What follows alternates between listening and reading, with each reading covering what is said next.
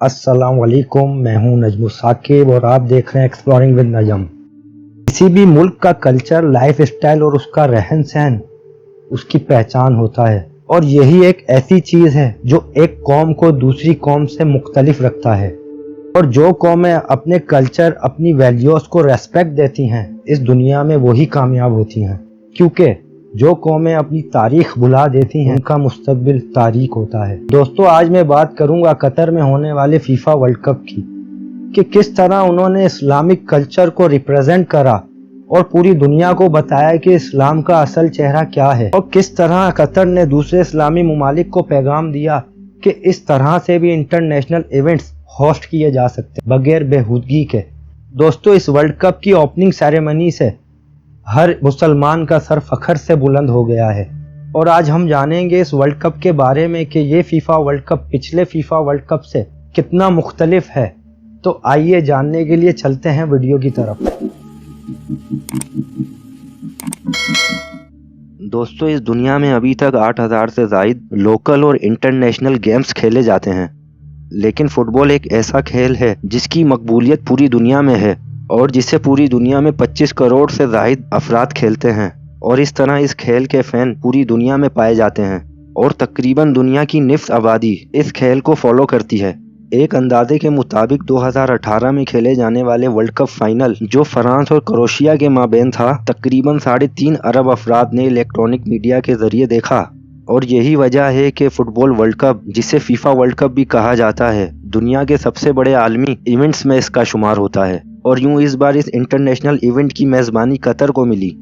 और 2010 के अंदर जब कतर को इस वर्ल्ड कप की मेज़बानी मिली तो, और कतर के पास इस वर्ल्ड कप को होस्ट करने के लिए राइट्स आए तो पूरी दुनिया हैरान थी कि इतना छोटा सा मुल्क इतने बड़े इवेंट को कैसे ऑर्गेनाइज कर पाएगा, जिसकी आबादी पाकिस्तान के शहर फैसलाबाद के बराबर भी नहीं।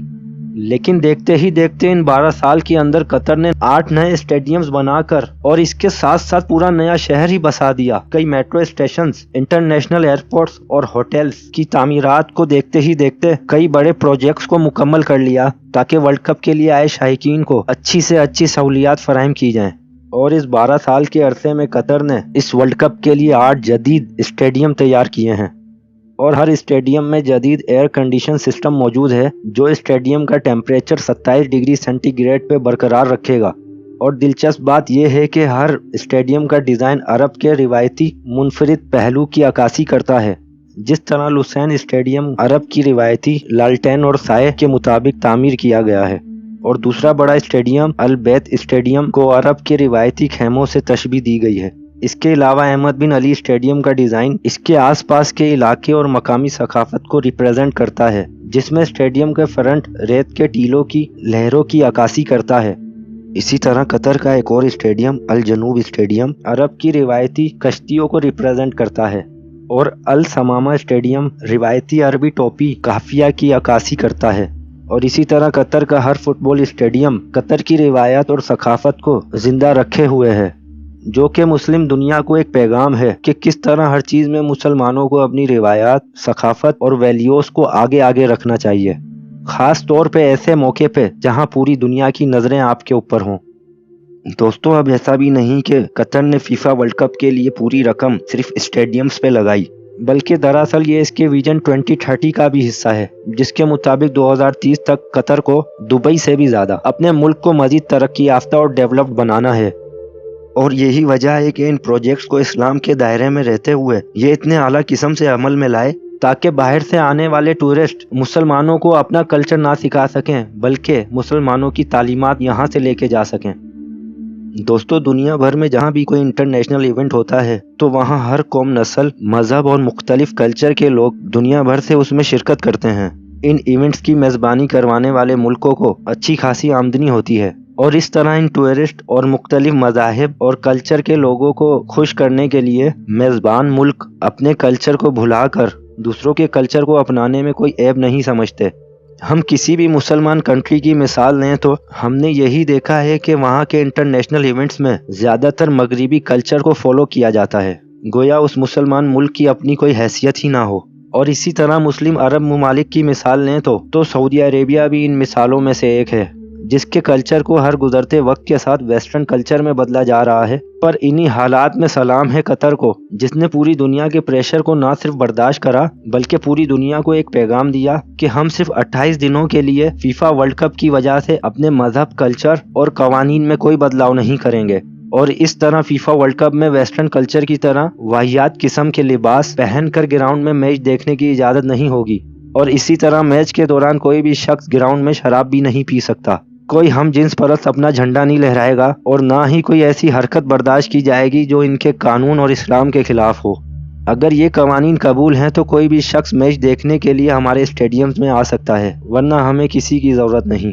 اور ہمیں اس بات سے بھی کوئی فرق نہیں پڑتا کہ ہمارا معاشی طور پہ کتنا بھی نقصان ہو جائے، کیونکہ اس ورلڈ کپ کے انتظام پر قطر $220 بلین خرچ کر چکا ہے۔ یہ اتنا زیادہ پیسہ ہے کہ اتنا تو کئی ترقیاتی ملکوں کی GDP بھی نہیں ہے، اور اس طرح انہوں نے پوری دنیا کو یہ پیغام دیا کہ ہم اپنے مذہبی قوانین پر کسی بھی طرح کا کمپرومائز نہیں کریں گے۔ قطر میں ویسے تو کچھ بارز پر شراب غیر مسلمز کے لیے دستیاب تو ہوتی ہے، لیکن وہاں اسے پبلک پلیسز پہ پینا منع ہے، اور اس ورلڈ کپ میں بھی اس قانون کو 10 لاکھ لوگوں کے کہنے پہ بھی نہیں بدلا گیا، جبکہ دیکھا جائے تو قطر کی اپنی کل آبادی 30 لاکھ بھی نہیں ہے۔ اس کے علاوہ اس ورلڈ کپ کی خاص بات یہ ہے کہ اتنی بڑی اماؤنٹ کے ساتھ قطر کا یہ ورلڈ کپ دنیا کا آرگنائز کیا جانے والا سب سے مہنگا ترین ایونٹ ہے، کیونکہ اس سے پہلے جتنے بھی FIFA world cup event organise کرائے جا چکے ہیں تو ان سب ایونٹ کو ملا کر بھی ان کا اماؤنٹ اس ورلڈ کپ کے اماؤنٹ تک نہیں پہنچتا۔ دوستو، جس طرح آپ جانتے ہیں کہ فیفا ورلڈ کپ پوری دنیا کا مشہور ترین ایونٹ ہے، اور یہ مڈل ایسٹ کے اندر ہونے والا پہلا فٹ بال ورلڈ کپ ہے، اور قطر وہ پہلا مسلم ملک ہے جس میں فٹ بال کی تاریخ میں پہلی دفعہ ورلڈ کپ آرگنائز ہوا، اور یقیناً ہر مسلمان کو اس بات پہ فخر ہونا چاہیے کہ اتنے بڑے ایونٹ کی اوپننگ سیریمنی کا آغاز کوئی ڈانس یا گانے سے نہیں بلکہ قرآن پاک کی تلاوت سے کیا گیا۔ دوستو، اس ورلڈ کپ کی اوپننگ کو انتہائی خوبصورتی سے اسکرپٹ کیا گیا، جس میں ہوسٹ کے پوچھے گئے اس سوال کا جواب تھا کہ اس دنیا میں مختلف زبانیں بولنے والے اور مختلف کلچر رکھنے والے ممالک رنگ نسل کی بنیاد پہ بٹے ہوئے ہیں، تو کس طرح ان کو ایک کر کے اس راستے پہ لایا جائے جو سب کے لیے قبول ہو؟ تو اس سوال کا جواب سورہ حجرات کی آیت نمبر 13 سے دیا گیا، جسے پہلے عربی میں پڑھا گیا اور پھر اس کی ٹرانسلیشن انگلش میں کری گئی، جس کا مفہوم یہ ہے: اے لوگو، بے شک ہم نے پیدا کیا تم کو ایک مرد اور ایک عورت سے، اور بنا دیا ہم نے تم کو قومیں اور قبیلے تاکہ شناخت کرو آپس میں، بے شک تم میں زیادہ عزت والا اللہ کے نزدیک وہ ہے جو زیادہ متقی ہے، بے شک اللہ جاننے والا خبردار ہے۔ اور اس طرح اس آیت مبارکہ سے یہ پیغام گیا کہ اس دنیا کے سارے انسان ایک برابر ہیں، کسی بھی انسان کو نسل اور رنگت پر یا زبان پہ کوئی فوقیت حاصل نہیں، فوقیت صرف اس انسان کی ہے جو اللہ کا تقوی اختیار کرے گا، اور یہی چیز اللہ کے لیے قابل قبول ہے۔ اور دوستو، اس طرح انتہائی خوبصورتی کے ساتھ اسلام کے اس عظیم پیغام کو پوری دنیا میں پہنچا دیا گیا، جس کی مثال آج تک کسی انٹرنیشنل پلیٹ فارم پہ نہیں ملتی۔ اور صرف اتنا ہی نہیں، ہمارے نبی حضرت محمد مصطفیٰ صلی اللہ علیہ وآلہ وسلم کی سنتوں کو زندہ رکھنے کے لیے ایک اہم قدم جو قطر نے لیا، قطر میں شائقین کو عطر فری میں بانٹے گئے، اور اس کے علاوہ قطر کے مسلمان روایتی انداز میں شائقین میں محبتیں بانٹتے نظر آ رہے ہیں، جس سے امید ہے کہ اسلام کا اصل چہرہ پوری دنیا کے سامنے واضح ہو جائے گا کہ کس طرح اسلام کتنا عظیم اور خوبصورت مذہب ہے۔ اور اس طرح یہ کہنا غلط نہ ہوگا کہ قطر اس ایونٹ کے ذریعے کس خوبصورتی کے ساتھ اسلام کو ریپرزینٹ کر رہا ہے۔ دوستو، اسی طرح ایک واقعہ اس ورلڈ کپ میں دیکھنے کو ملا کہ جب نماز کا وقت ہوا اور اذان ہونے لگی تو ورلڈ کپ کی ان ایکٹیویٹیز کو اذان کے احترام میں 2 منٹ کے لیے روک دیا گیا،